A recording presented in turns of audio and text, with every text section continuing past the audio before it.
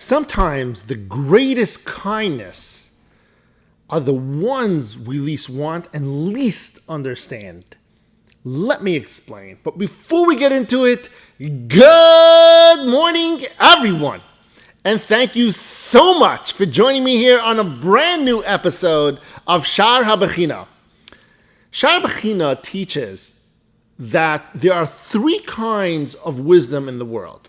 There's the obvious, the hidden, and then there's the obscure. And today, we explore the second category, the hidden wisdom, the kind that isn't seen unless you stop and think, and really dig deep into it.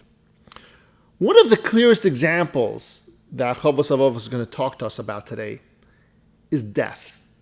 Hold on to your seats. Listen to this. Yes, death is something we all fear, avoid, and we mourn, and it's actually one of the deepest expressions of Hashem's wisdom and His kindness.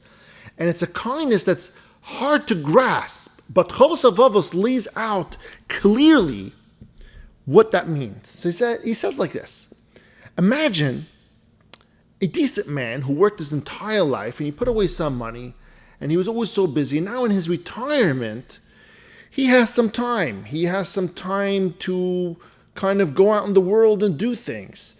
And he might suddenly start slipping from his spiritual being.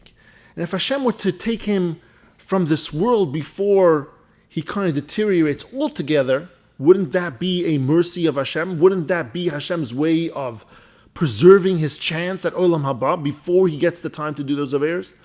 And even more so for the wicked person, someone on a dangerous path of destruction. If he dies young, perhaps he's spared from adding more sin, from a deeper descent into the evil life. It's really a hidden kindness, not just for the world, but for that person's own soul as well. But it goes even further than that. If not for death, Chovos HaLevavos says, tyrants, evil people would rule the world forever. Rishon would never be removed. Hashem created death to protect the world from those who would destroy it. That's not a punishment. That is a bracha. That is a blessing. And here's something even deeper. If you think about it this way, that without death, the next generation of righteous leaders could never rise. Big tzaddikim.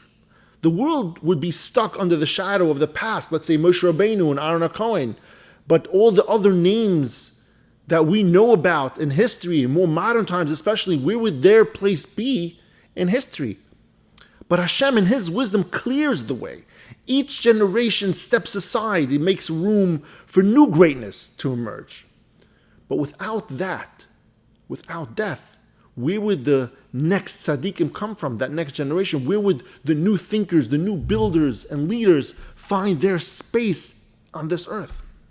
This is why Chazal say that when Hashem said, when He built the world and He said, behold, and it was very good, the word very good, what He meant by that was, what Hashem meant, was that was death. It refers to death, the mechanism that keeps the world spiritually healthy.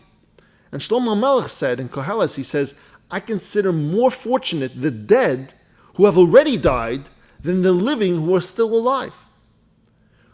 We don't need to enjoy it, the concept of death, but we must learn to respect it, to see the deeper kindness behind what death is. And in short, the second category teaches us that not all wisdom is obvious.